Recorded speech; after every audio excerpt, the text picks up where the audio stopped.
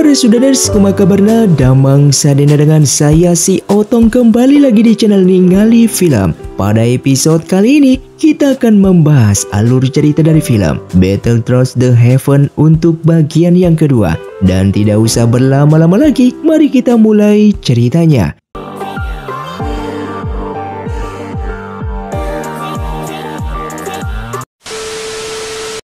Film pun dilanjutkan dengan diperlihatkannya Xiaoyan yang mengetahui jika Han Xian merupakan seorang petarung bintang 3. Jelas ini adalah lawan yang tidak mudah bagi Xiaoyan dan teman-temannya. Dikarenakan Xiaoyan hanyalah seorang petarung level bintang 2, sehingga ia pun akan merencanakan sesuatu agar bisa menang dari murid seniornya tersebut. Terlihat Yao Chen melatih Xiaoyan untuk menyempurnakan jurus ketiga dari ilmu pedang gelombang pemecah api. Hingga keesokan harinya di hari pertandingan, terlihat Lin Xiuya yang telah terbangun dengan kondisi yang kurang sehat, sehingga ia pun tidak bisa berpartisipasi dalam pertarungan nanti. Bahkan, Xiaoyan juga ditemukan di dalam kamarnya dengan kondisi duduk yang tidak bisa dibangunkan, yang membuat kelompok api sangatlah panik akan keadaan ini. Sehingga Sun Er meminta agar mereka menggotong kakak angkatnya tersebut ke arena. Sementara Xiaoyan yang berada di dalam dimensi cincin masih berlatih keras untuk menghentikan air terjun yang mengguyurnya tersebut. Melihat tanpa adanya Lin Xiuya dan juga Xiaoyan yang hanya terduduk tak sadarkan diri, Master Wolin yang menjadi wasit mempertanyakan apakah kelompok api tetap ingin melanjutkan pertarungan.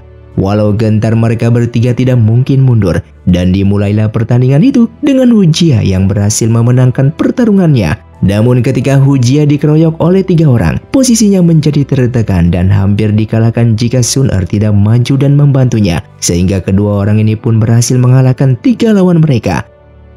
Akan tetapi, saat Han Xian maju, mereka tetap saja tidak mampu mengalahkan ketua kelompok obat tersebut, sehingga saat ini hanya menyisakan Hao Tian untuk melanjutkan pertarungan. Walau tingkat Qi-nya sangatlah rendah, Hao Tian dengan perisainya ternyata bisa menahan serangan dari Han Xian. Namun pertahanannya itu tidaklah lama.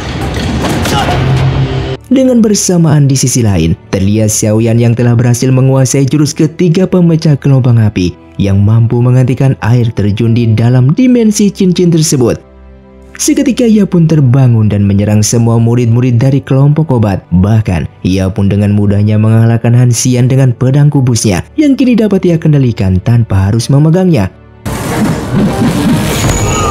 Tak terima dengan hal itu, Han Xian pun langsung meminum pil obat tenaga dalam dengan jumlah yang sangatlah banyak. Yang tindakannya ini tentunya sangatlah beresiko dan berbahaya bagi tubuh Han Xian sendiri. Walaupun kekuatannya saat ini menjadi sangatlah luar biasa besar, namun bagaimanapun juga pada akhirnya Xiaoyan tetap mampu mengalahkan lawannya ini.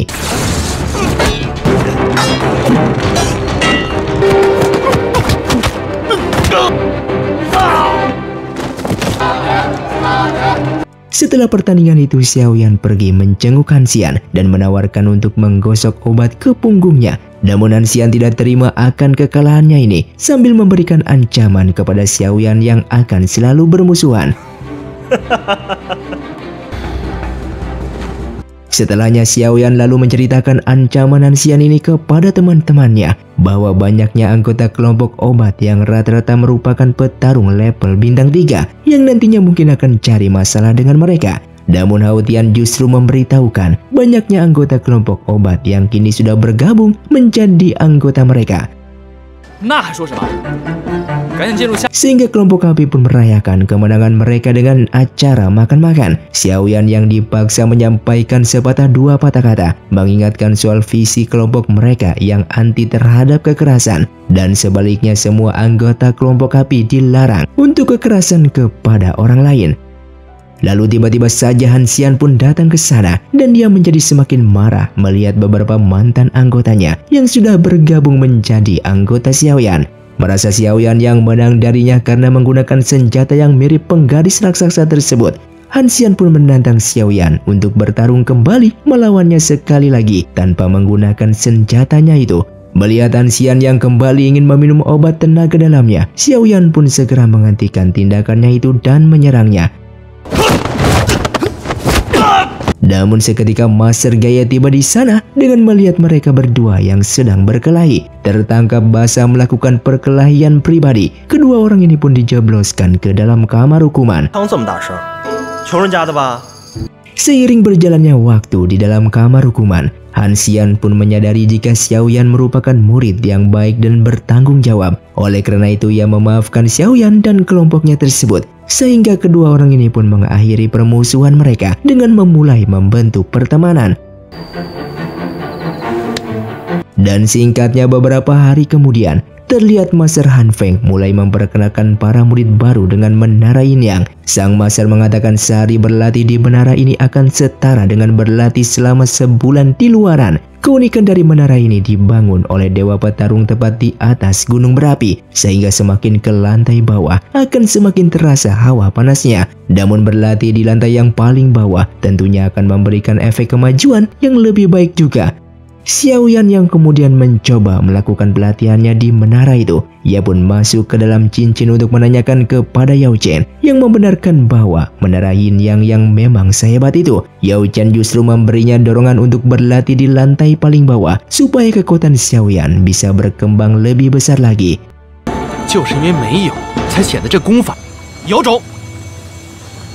Lalu Xiaoyan kemudian menemui Baisan, meminta izinnya untuk menggunakan lantai terbawah dari menara Yin Yang. Namun Baisan tidak mengizinkannya dan justru menyerangnya.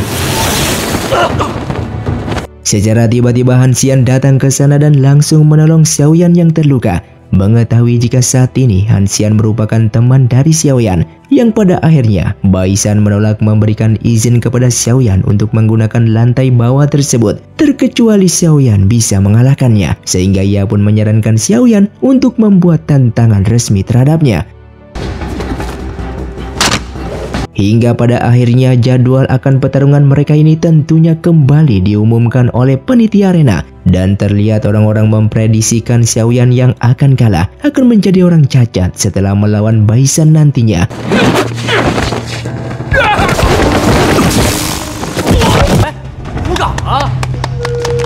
Sementara itu Xiaoyan dan kawan-kawannya, mereka justru tertarik terhadap sayap-sayap yang dijual di pasar. Sayap yang bisa membuat seseorang terbang ini dijual dengan harga yang tidak murah. Oleh karena itu, Xiaoyan hanya bisa membeli sayap yang terlihat sudah rusak dan tidak bisa digunakan. Kemudian teman-temannya lalu datang untuk memperingati Xiaoyan yang membuat tantangan dengan Baisan. Semua orang mengetahui kalau Baisan merupakan petarung bintang 8, sedangkan Xiaoyan hanyalah seorang petarung bintang 2. Perbedaan 6 tingkat ini adalah sebuah bunuh diri, di mana Xiaoyan yang dianjurkan Han Xian dan yang lainnya untuk membatalkan pertarungan tersebut. Akan tetapi, Xiaoyan hanya tersenyum.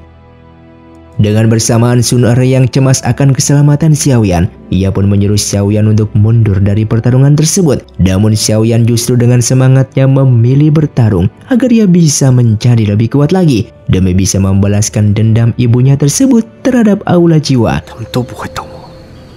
Yang pada akhirnya Xiaoyan pun memulai persiapan pelatihan kerasnya. Tidak hanya berlatih di lantai terbawah menara Yin Yang saja, akan tetapi di sana ia juga masuk ke dalam dimensi cincin, sehingga bisa dibilang ini adalah latihan combo yang dapat memaksimalkan waktu latihan sesingkat mungkin. Yao Chen mengatakan ia nantinya juga akan mencari cara untuk menanamkan sayap ini ke dalam tubuh Xiaoyan, dan dimulailah Xiaoyan yang melatih teknik pemurnian api tingkatan tertinggi.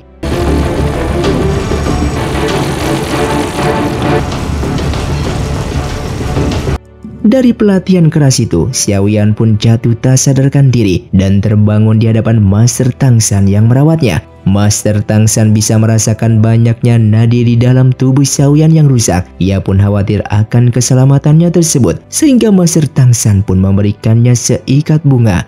Kemudian bunga itu ia bawakan kepada Yao Chen yang memberitahu bahwa kembang tersebut berguna untuk menjaga agar Xiaoyan tidak tersesat dalam pelatihannya, dikarenakan ia akan mendorong kekuatan Xiaoyan ke tingkatan tertinggi, yaitu teknik roh tulang es api. Oleh karena itu Xiaoyan juga akan merasakan sakit yang luar biasa di seluruh titik tubuhnya. Terlihat pelatihan Xiaoyan ini membawanya masuk lagi ke dalam sebuah dimensi, di dalam dimensi cincin itu sendiri. Di sana terlihat Yao Chen yang benar-benar sudah sangatlah tua dibandingkan penampilan Yao Chen pada biasanya. Sampai pada tahapan inilah Yao Chen telah menemukan metode untuk menanamkan sayap ke dalam tubuhnya.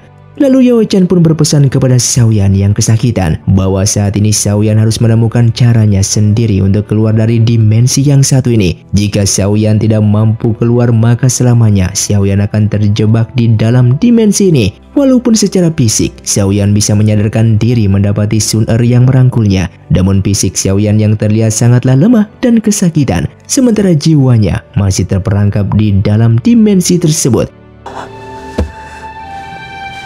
Sun Er yang ketakutan memohon agar Baisan berbaik hati membatalkan pertarungan itu. Namun tentunya Baisan tidak mau. Demikian pula dengan Xiaoyan yang keras kepala tetap memaksa untuk naik ke atas arena. Sekalipun Master Wolin menganjurkannya untuk menjadwal ulang pertandingan itu, akan tetapi Xiaoyan tetap nekat untuk melanjutkannya.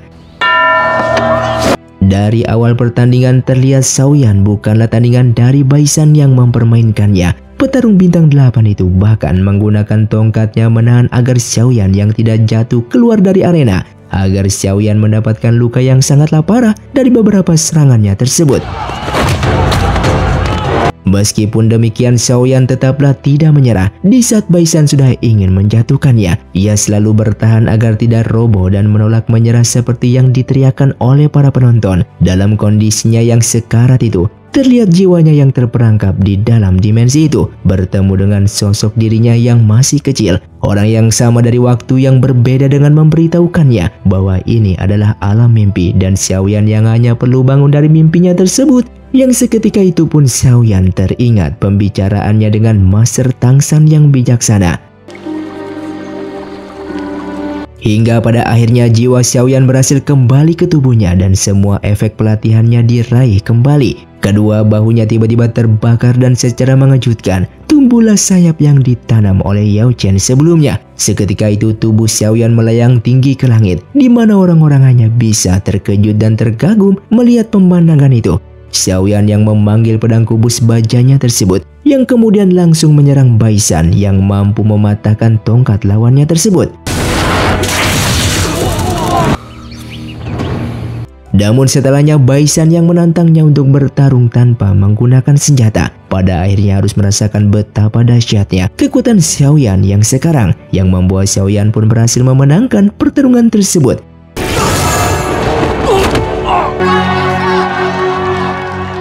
Singkatnya beberapa hari kemudian, tibalah masa liburan akademi dan semua murid diajak oleh para master untuk berburu. Namun yang mereka buru saat ini bukan hewan biasa, melainkan binatang buas ajaib. Terlihat selama perjalanan Master Wolin memperingati agar mereka selalu berhati-hati dan mendengarkan instruksi dari para master. Terlihat semua murid tiba di sebuah tempat dengan mendirikan kemah. Di sana mereka bertemu dengan orang-orang dari sekte Yinlan yang mengabarkan adanya sesosok wanita yang mengendarai seekor singa bersayap ungu. Wanita itu sudah membunuh beberapa anggota mereka dan mereka ingin menangkap dan membunuh wanita itu. Yang pada awalnya Master Han Feng dan Master Wolin tidak terlalu percaya. Akan tetapi sosok itu pun muncul seketika itu juga.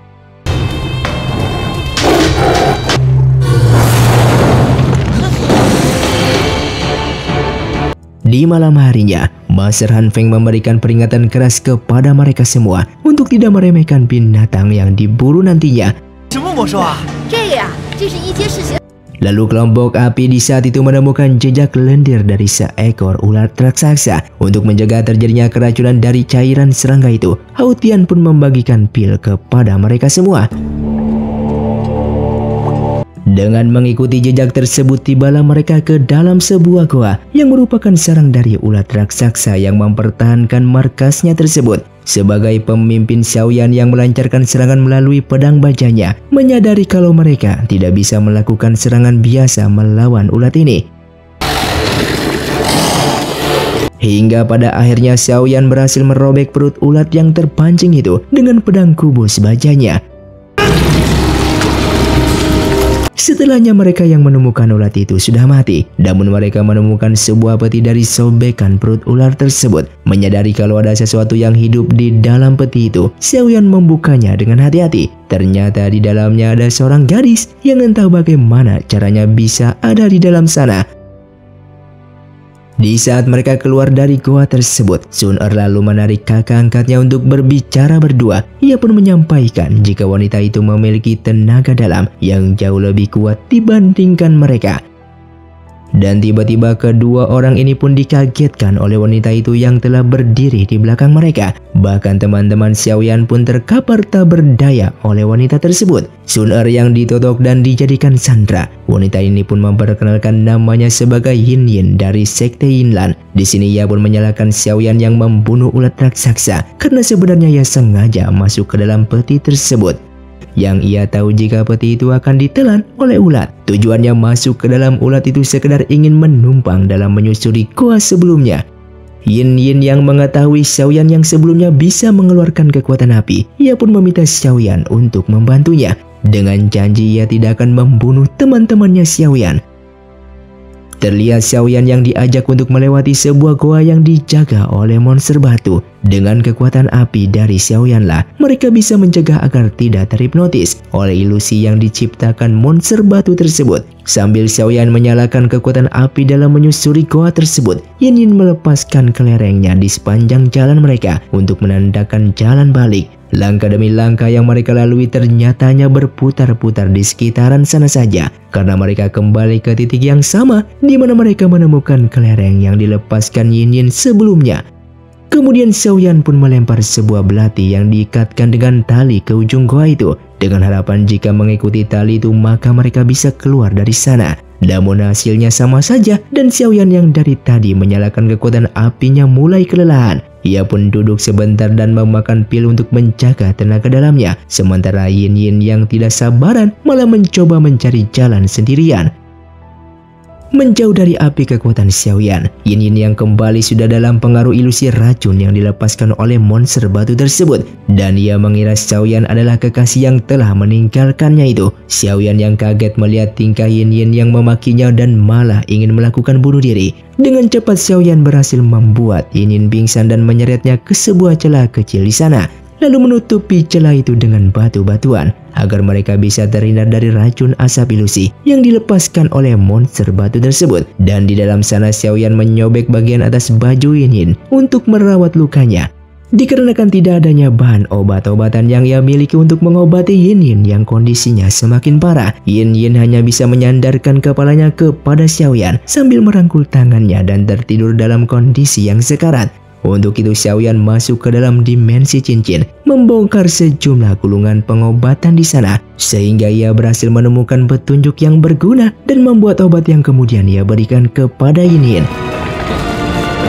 Setelah tersadar dan mulai pulih dari lukanya, Yin Yin pun memberitahukan tujuan ia yang ingin melewati goa ini adalah ingin menemukan harta karun yang terletak di puncak gunung. Dengan melihat tusuk konde milik Yin Yin terbuat dari cula badak, Xiaoyan pun memiliki sebuah ide karena ia mengetahui monster batu tersebut di luaran tertarik dengan cula itu.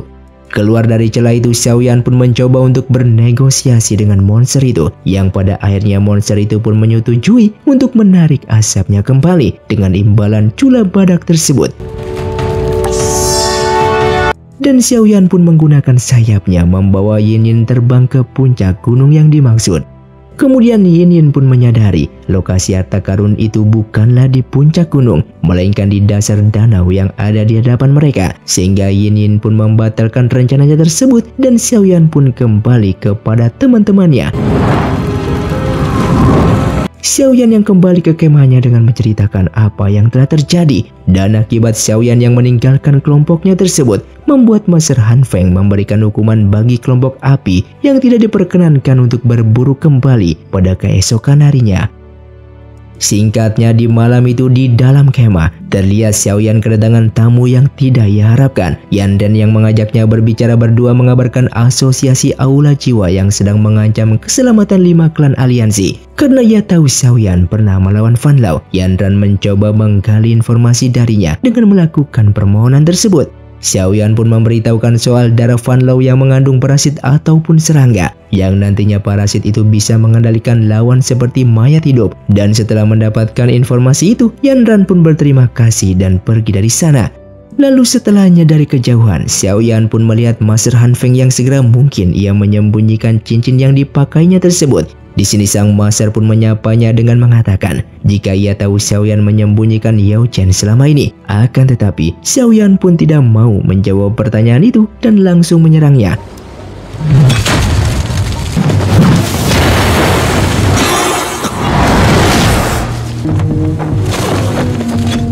Hingga pada akhirnya sang Master pun memaksanya untuk memberitahukan di mana keberadaan Yao Chen. Sejak Xiaoyan memiliki kekuatan api yang mengalahkan Baisan, Han Feng pun mengakui ia bekerja kepada Aula Jiwa karena ia diberikan sesuatu yang sangatlah ia inginkan. Untuk itu ia pun membunuh Yao Chen sesuai perintah Aula Jiwa 7 tahun yang lalu. Bahkan saat itu ibu Xiaoyan lah yang difitnah sehingga ibu Xiaoyan pun tertuduh sebagai pengkhianat. Namun Xiaoyan yang tidak ingin memberitahukan di mana keberadaan Yao Chen, ia pun membuang pedangnya beserta dirinya ke dalam jurang. Dan film pun bersambung. Terima kasih untuk kalian yang sudah menonton video ini sampai habis. Sampai jumpa di video selanjutnya. Saya pamit pulang dari Ningali Film. See you, tunggu diri dan salam Sundaners.